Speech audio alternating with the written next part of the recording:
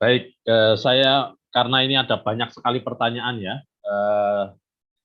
Yang pertama adalah apakah ikut UKOM ini sudah pasti lulus? Atau mohon izin Pak Wahyu, ini Pak Wahyu kalau saya bacakan ulang kan terlalu lama ya.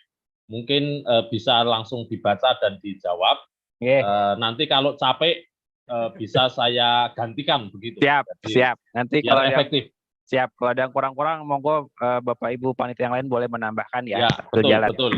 Ya, Baik, matur nuwun Mas Teguh, Mas Agus sudah mengumpulkan pertanyaannya. Apakah pasti lulus semua? Tidak. Dulu ada periode memang istilahnya UKOM-nya sifatnya formatif. Kenapa? Karena itu awal-awal UKOM diselenggarakan. Tetapi sesuai arahan dari Dikti dan Kemenkes, sudah UKOM itu sekarang sifatnya sumatif. Artinya memang mengevaluasi capaian kompetensi dari para pesertanya. Maka harus bisa membedakan yang kompeten dengan yang tidak. Artinya akan ada yang lulus dan tidak. Begitu ya. Ya namanya ujian, pasti lulus atau bisa lulus bisa tidak. Berapa nilai batas lulusnya? Ini mungkin saya loncat-loncat tadi sebenarnya karena mungkin terkait dengan ini begitu ya, izin. Dari pengalaman yang lalu, nilai batas lulusnya adalah 43,3 setara dengan 79 soal benar. Apakah nilai itu akan kita gunakan kembali? Belum tentu. Kenapa? Karena nilai batas lulus itu ditetapkan dari satu metode yang soheh begitu ya secara keilmuan, bukan dengan mengira-ngira. Metode ini mencoba memotret keragaman dari masing-masing prodi gizi mulai dari barat sampai ke timur. Hasilnya yang lalu yang sudah kita gunakan, yang sudah kita lakukan tadi 3,3. Metode ini mencoba melihat juga NBL itu akan berkembang seiring dengan variasi peserta dan seterusnya. Tapi inti yang bisa dipegang oleh teman-teman adalah NBL tidak mungkin turun, ya. Jadi sekali mulai 4,3 maka ke depan tidak mungkin tiba-tiba jadi 42, 40 tidak mungkin. Yang ada adalah tetap atau makin naik. Maka target minimal teman-teman haruslah lulus atau haruslah benar minimal 79 soal. Bisa lebih banyak, lebih baik. Apakah bisa UKOM walaupun sudah bekerja? Ya bisa, yang penting hari H-nya ikut ujian. Gitu ya. Jadi silahkan diatur saja waktunya. Kami merancangnya UKOM-nya di hari Sabtu, sehingga untuk yang bekerja pun diharapkan bisa mengikuti. Briefingnya H-1 di hari Jumat, jadi jauh-jauh hari mungkin izin ke atasan. Misal tidak lulus, apakah harus ikut UKOM berikutnya? UKOM S1 Gizi tidak wajib, sifatnya sukarela ya. Jadi kalau memang memerlukan Serkom untuk syarat STR, ya artinya kalau saat ini belum lulus, ya ujian lagi di kesempatan yang berikutnya.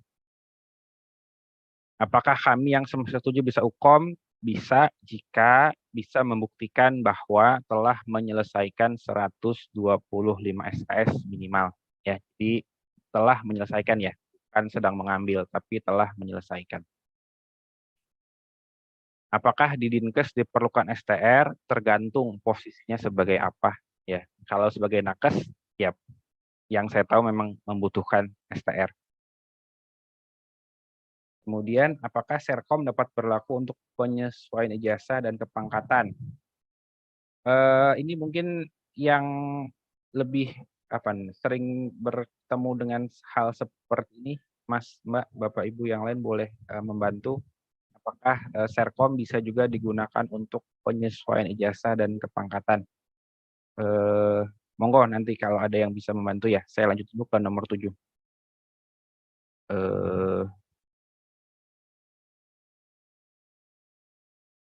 Kalau sudah punya STR sebagai RD, ya tidak usah lagi ikut STR nutrisionis ya, karena akan malah lebih kecil ya, atau levelnya lebih rendah ya. Jadi kalau sudah punya pengakuan sebagai RD, ada STR-nya ya sudah tidak. Yang penting dijaga STR-nya supaya hidup terus. Jadi SKP-nya harus dikumpulkan.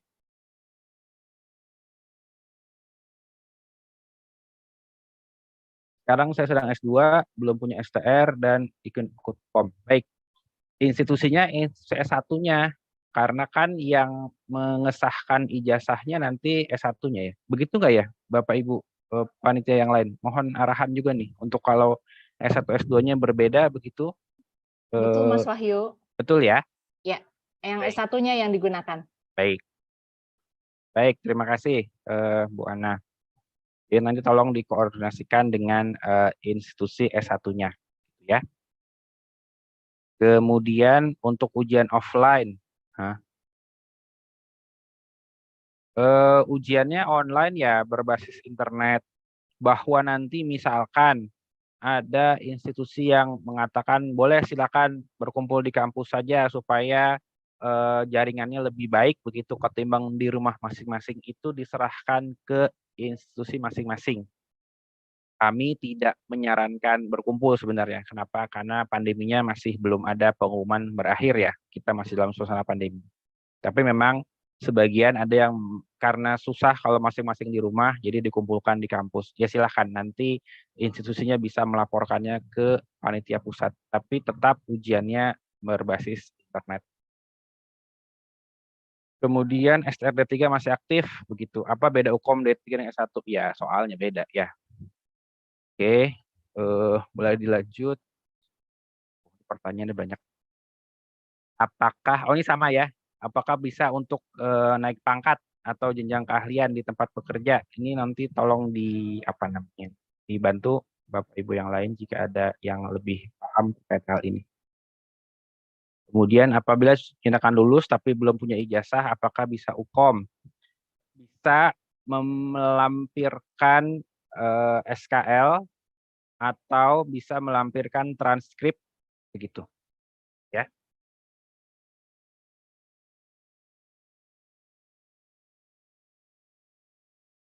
Apabila tidak bisa ikut tanggal 10, adakah kesempatan lain? Kami merencanakan di tahun depan akan ada lagi begitu ya. Dan kami menargetkan setahun 2 kali. Jadi mudah-mudahan kita bisa ketemu lagi di sesi ujian berikutnya. Kemudian apakah S1 Gizi UKOM-nya hanya diselenggarakan oleh AIPKI? Iya, jadi memang hanya ini oleh AIP bersama OP. Itu 14 sudah ya, tadi passing grade. 15 sudah juga, rencananya 2 kali. Kemudian apakah harus terdaftar dulu menjadi anggota Persagi? Untuk ikut UKOM tidak, tapi untuk mengurus STR iya. 18 tadi sudah ya. Kalau belum ada pilihan institusinya, artinya institusinya belum mengirimkan surat dukungan. Maka belum muncul di pendaftaran. 18 sudah. 19 ini kolektif atau mandiri sebenarnya tergantung institusi masing-masing ya.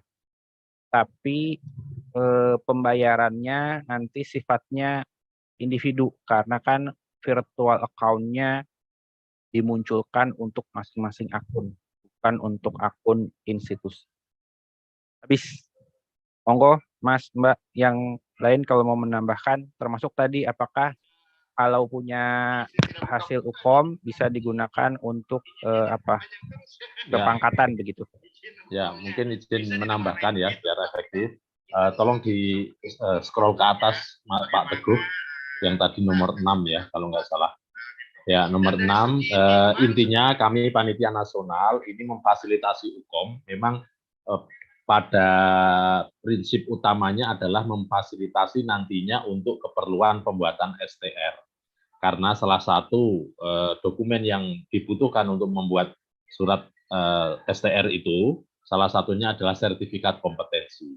Jadi itu yang menjadi salah satu dokumen utama yang ingin dicapai selanjutnya setelah mendapatkan sertifikat kompetensi.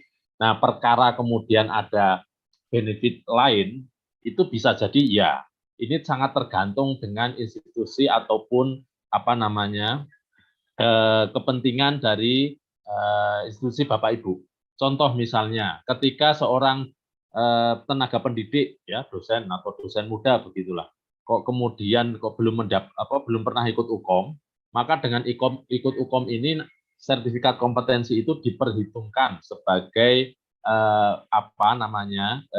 sertifikat kompetensi keahlian yang itu dihitung tiap dosen, ya, berapa dosen yang memiliki sertifikat kompetensi, dan itu menjadi salah satu penilaian poin akreditasi di institusi tersebut. Nah, itu salah satu benefit dari sertifikat kompetensi, selain benefit utamanya yaitu tadi untuk sebagai salah satu dokumen untuk mengurus STR kelak. Nah, yang lain terkait itu sangat tergantung institusinya. Jadi ketika Bapak Ibu bertanya tentang kepangkatan, ya, dan seterusnya, itu tergantung dari institusi Bapak Ibu. Apakah memperhitungkan sertifikat kompetensi ini sebagai salah satu penilaian kepangkatan. Jadi kami tidak bisa menjanjikan apapun kecuali tadi itu bahwa sertifikat kompetensi untuk kepentingan SR. Tetapi tidak menutup kemungkinan ada benefit-benefit lain yang tadi salah satunya adalah terkait akreditasi institusi pendidikan atau di dosen. Di institusi yang lain barangkali iya, sangat tergantung dengan bagaimana institusi Bapak Ibu memperhitungkan sertifikat kompetensi. Mungkin saya pikir itu ya, karena kita juga tidak bisa karena itu sesuatu yang ditentukan oleh institusi Bapak Ibu. Kemudian tadi saya juga menambahkan ya, kalau sudah RD maka RD itu ada ujian kompetensi sendiri yang saat ini dilakukan oleh panitia atau Komite Nasional Uji Kompetensi. Jadi nantinya sama ya, nanti untuk menggunakan hasil ujian kompetensi itu untuk penggunaannya adalah mengurus STR, STR-nya adalah dietitian, bukan nutrisionis lagi. Tetapi sedikit berbeda ketika Bapak Ibu RD pemutihan ya, RD pemutihan itu kemarin itu tidak bisa digunakan untuk mengajukan ujian kompetensi yang diselenggarakan oleh Komite Nasional. Karena Komite Nasional yang sebagai penyelenggara ujian kompetensi dietitian ya, hanya memfasilitasi ujian kompetensi dari pendidikan, ya, bukan pemutihan. Pendidikan itu setelah menyelesaikan pendidikan profesi dietitian. Begitu ya, yang saat ini diselenggarakan oleh 9 institusi, termasuk RPL-nya nanti. Ya. Nah, bagaimana dengan yang sudah dilakukan oleh LSP? Ya, ini sedikit berbeda, tetapi bedanya jelas ya. Kalau LSP itu nanti menguji unit kompetensi, bukan menguji dari sebuah profesi secara keseluruhan. Profesi nutrisionis, profesi dietitian, kemudian nutrisionis itu sendiri yang berasal atau hasil dari lulusan pendidikan, baik itu pendidikan dietitian maupun pendidikan sarjana gizi misalnya saat ini, maka itu ujian kompetensinya menyeluruh untuk seluruh kompetensi. Sementara yang LSP itu adalah unit kompetensi, hanya skill tertentu saja yang diujikan, dan itu berbeda dengan nanti yang digunakan untuk mengurus STR.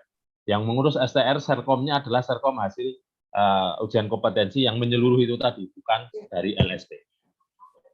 Mungkin itu ya sedikit gambaran agar tidak merancukan antara uji kompetensi di LSP dengan ya uji kompetensi hasil pendidikan seperti nutrisionis dan dietitian.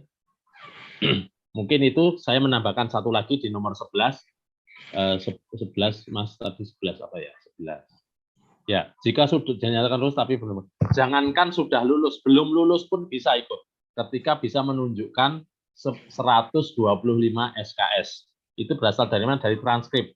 Mungkin bahasa transkrip yang belum lulus itu KAS barangkali. Nanti diupload bahwa itu ada dan itu disahkan oleh institusi, divalidasi oleh institusi, maka diperkenankan. Artinya UKOM ini bisa untuk lulusan, bisa untuk mahasiswa tingkat akhir yang sudah menyelesaikan 125 SKS.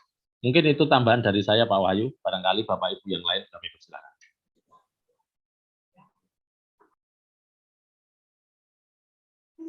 Ini sudah ada tambahan pertanyaan lagi. Baik, atur Pak nuwun. Fahmi yang belum terjawab. Baik, saya gantian, saya lanjutkan. 16 tadi sudah ya. Kalau belum ada, artinya surat dukungannya belum ada. Tolong dicek ke Kaprodinya masing-masing. 17 juga sudah, 18 sudah. Yang 17 itu yang barusan disampaikan Pak Fahmi. Jangankan sudah lulus belum ijazah, tapi masih kuliah saja boleh, asal bisa membuktikan sudah mengambil minimal 125 SKS. 18 juga sudah tadi ya. Aktif atau mandiri ini tergantung kampus masing-masing, tapi di website pendaftaran sifatnya individual, ya. Jadi virtual account-nya akan muncul untuk masing-masing pendaftar. Akun, user, password juga akan digunakan oleh masing-masing pendaftar. Jadi secara mekanisme pendaftaran disiapkannya sifatnya individu dan kolektif. Tapi kalau kampus misalkan mengumpulkan dan sebagainya, silakan dikoordinasikan dengan kampus. Untuk 19, akun pendaftarannya email pribadi atau email kampus silakan. Yang lebih mudah saja diakses dan tidak repot menunggu masuknya email, karena ada kadang email yang dikirim sekarang nyampenya besok. Nah, itu malah bikin deg-degan. Jadi pilih saja email yang lebih lancar. Offline atau online internet base, jadi tidak harus berkumpul di satu titik ya. Yang penting ada sinyal internet yang stabil. Ujiannya 2 kali 90 menit dengan jeda 15 menit. Bebas kalau online. Ya, online betul. Ya. Emailnya. Ya. Terserah aja mau pakai yang mana. Baik. Tetapi ujian kita mulai jam 8 ya. Tetapi peserta sudah harus masuk pukul 7. Selesai pukul 11.15. Jadi kira-kira sekitar 4,5 jam lah online-nya. Nah itu. Jadi tolong disiapkan. Kenapa pukul 7 harus masuk? Karena tadi harus diverifikasi. Belum lagi nanti ada yang izin ke toilet. Belum lagi lupa user, lupa password, dan sebagainya. Maka untuk mengantisipasi segala hal tersebut, dan agar jam 8 itu sudah bisa langsung menjawab soal, kita siapkan jam 7 sudah harus masuk ke link Zoom. Untuk tryout apakah harus on cam? Iya. Baik tryout maupun harus on cam full dari jam 7 sampai jam 11.15 WIB. Jika ada kendala di tengah perjalanan, apakah ada tambahan waktu? Kendala yang muncul akibat kondisi pribadi, maka menjadi konsekuensi pribadi. Tidak ada penambahan waktu. Tapi jika kendala ini berasal dari panitia pusat, maka nanti akan ada kebijakan berikutnya.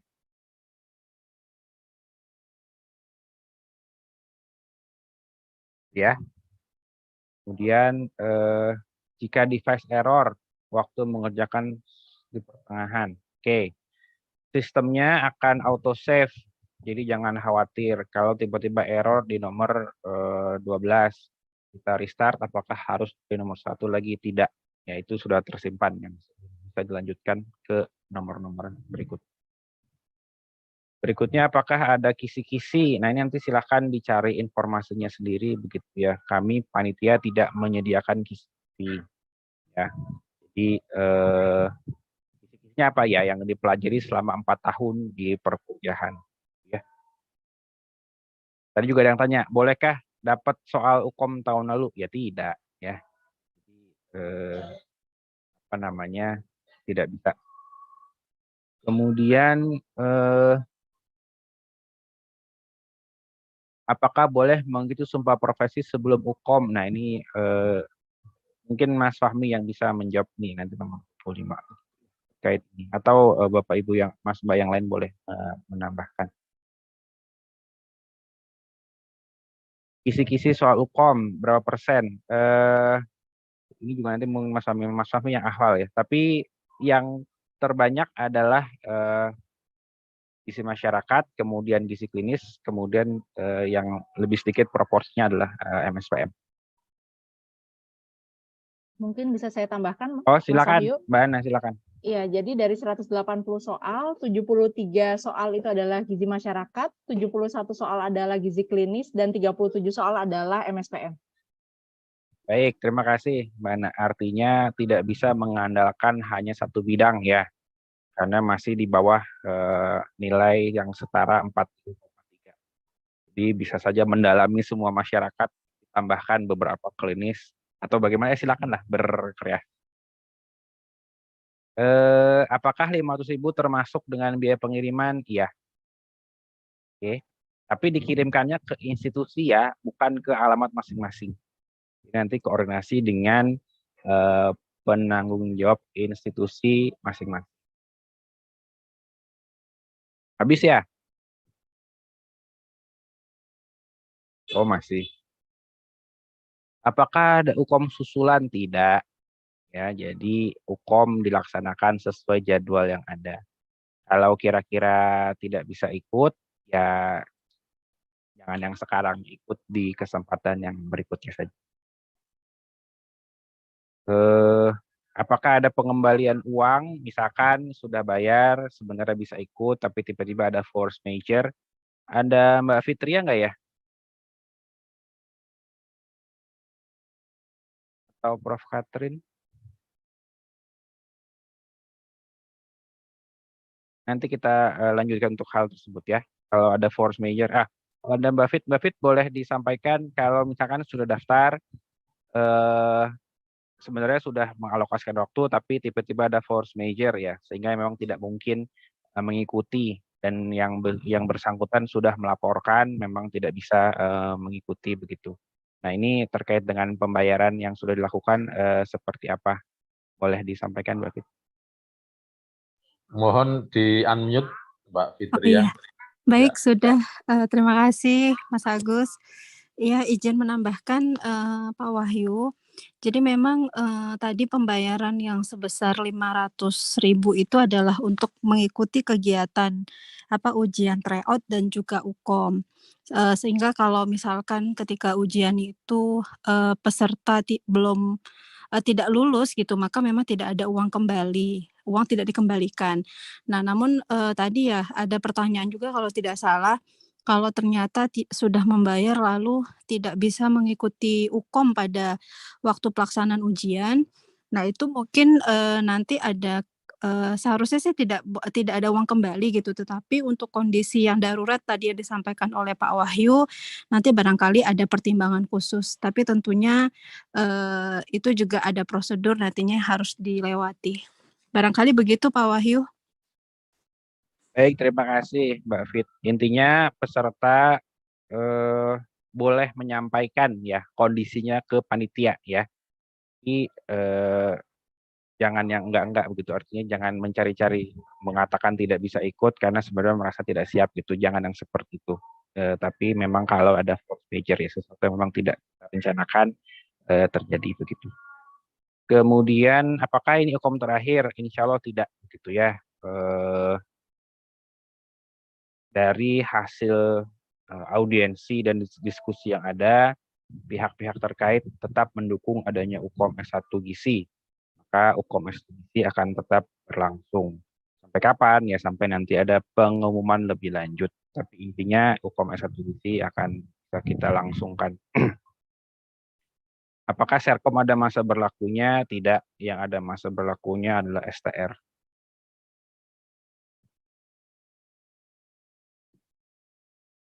Dan SEB-nya sudah pernah mendownload, apakah perlu menginstall lagi? Ini mungkin Mas Teguh atau Mas Angga, kalau ada, apakah ada perbaruan sistem atau masih menggunakan yang lama? Untuk sementara masih pakai yang lama, Mas Wahyu. Baik. Nanti jika ada info lebih lanjut akan diinfokan ke peserta. Baik, artinya masih aman ya. Yang penting lakukan uji coba. Jika laptop error, apakah bisa berganti laptop? Boleh, silahkan. Tapi pastikan sudah ada SEB-nya dan sudah diuji coba. Apabila tidak lulus, apakah ada retaker dalam waktu dekat? Jadi, tidak lagi ada istilah UKOM retaker. Yang ada ya UKOM saja. Begitu ya. UKOM batch 1, UKOM batch 2. Kita rencanakan sekali 1 tahun 2 kali UKOM. Yang belum lulus sekarang ya bisa ikut di tahun depan di batch berikutnya.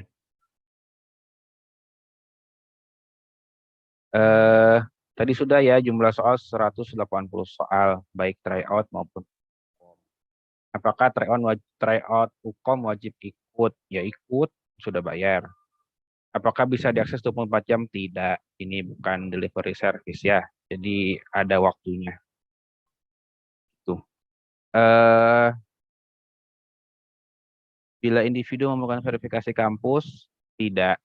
Jadi verifikatornya itu adalah orang yang ditunjuk dari prodi masing-masing. Artinya kalau belum diverifikasi, ya harus mengontak prodi masing-masing untuk minta diverifikasi.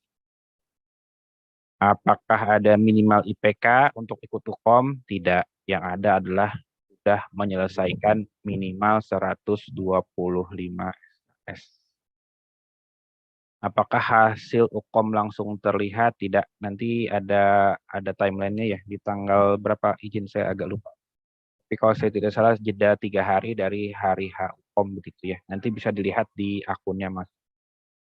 Nanti kalau langsung terlihat pingsan kan repot. Sudah habis ya. Oh ini, apakah bisa menggunakan i4? Mas Angga boleh di respon. Bagaimana Mas Wahyu? Kalau tidak i5 prosesornya, di bawahnya i5, apakah memungkinkan untuk ikut UKOM? Sebenarnya tetap bisa untuk menginstal dan menjalankan, tapi tadi sesuai penjelasan Mas Wahyu, kemungkinan tidak secepat yang menggunakan Core i5. Mungkin loadingnya lama, atau mungkin kalau double-double dengan Zoom bisa ngehang dan sebagainya. Itu nanti menjadi kendala peserta sendiri. Jadi resiko sendiri kalau misalkan di bawah itu. Seperti itu Mas Wahyu.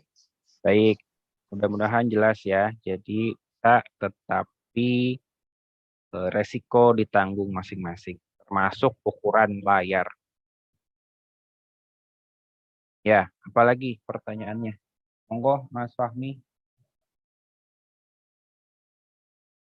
Oke. Sampai mana ini tadi ya? Habis ini ada pertanyaan, lulusan D3 punya STR. Ya, Apakah perlu ikut UKOM lagi atau tidak untuk yang ini S1-nya? oh ya, kalau memang dari D3 melanjutkan S1, Serkom yang dibawa kan Serkom vokasi ya, Serkom diploma. Nah, kalau ingin memiliki Serkom yang sarjana gizi, nutrisionis sarjana gizi, ya ikut. Kecuali kalau memang sertifikat kompetensi yang ingin diperoleh hanya yang diploma, sementara yang S1 itu saya membutuhkan ijazahnya saja, misalnya. Kan sukarela ini ya. Sehingga Anda teman-teman di sini yang lintas jalur ya, bisa ada 2 pilihan ini. Apakah mau meningkatkan bukti kompetensi seorang nutrisionis sarjana gizi? Nah, kalau memang itu yang akan ditempuh, maka ikutlah UKOM.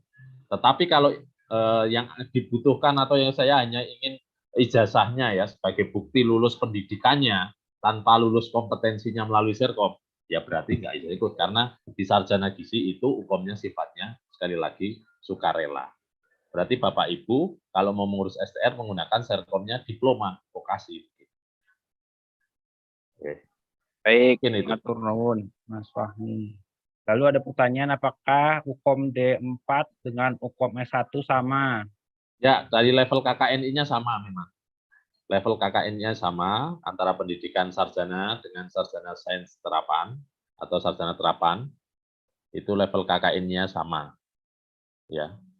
Memang blueprint UKOM-nya berbeda karena yang satu lebih banyak muatan teori atau basic science-nya, yang satu lebih banyak terapannya, ilmu terapannya.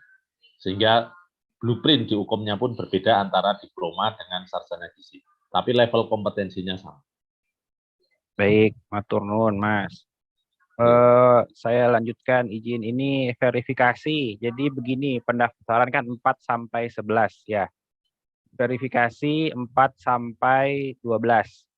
Pembayaran 4 sampai 13. Jadi kalau tidak terverifikasi sampai tanggal 12, ya artinya memang tidak bisa mengikuti UKOM. Kenapa? Karena kalau tidak terverifikasi, virtual account-nya tidak bisa muncul. Maka kalau sudah merasa sudah mendaftar tapi belum terverifikasi, segeralah kontak verifikator di masing-masing institusi. Kalau misalkan saat ini hari ini belum muncul nama institusinya pas mau mendaftar, ya dicek berkala ya, setiap hari dicek.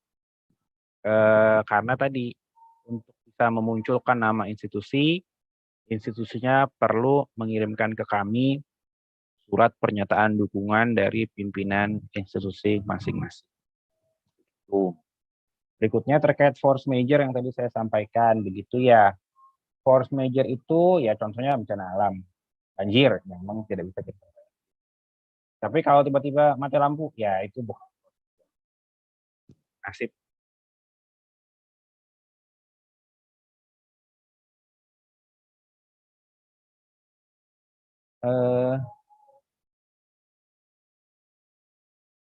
Mas Ya. Fahmi mungkin bisa dijawab ini. Jika Ya. lulus S1 dan mau ke profesi, apakah UKOM S1 dulu, setelah profesi UKOM lagi, atau bagaimana? Ya, terima kasih. Ya, memang menarik ini ketika teman-teman akan melanjutkan profesi dietitian ya. Karena sertifikat kompetensi dietitian itu berarti levelnya sudah lebih tinggi dari nutrisionis.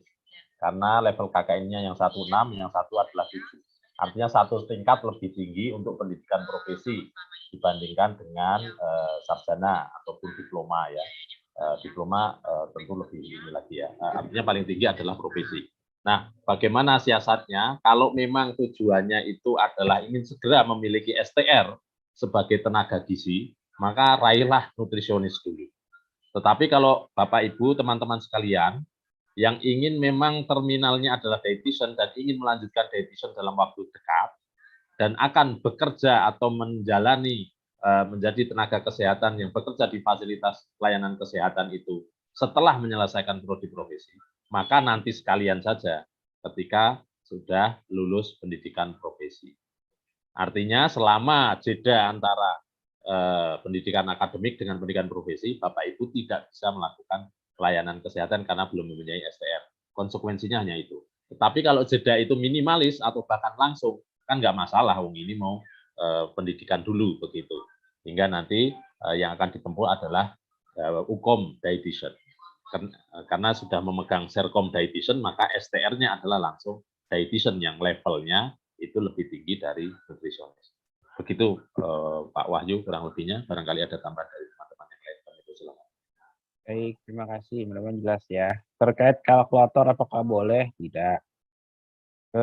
Bagaimana kalau ada hitung-hitungan, kami sudah mencoba menyiapkan soal yang bisa dihitung.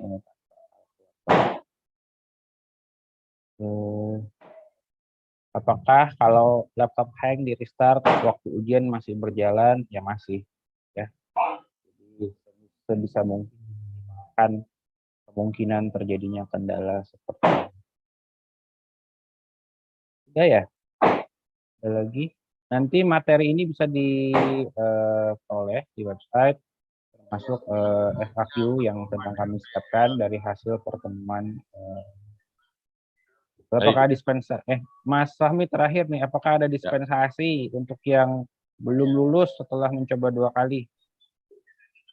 Ya monggo, Pak Wahyu sekalian. Baik, tidak ya. Jadi memang ya dicoba lagi begitu ya. Barangkali dengan seiring bertambahnya pengalaman, peluang lulusnya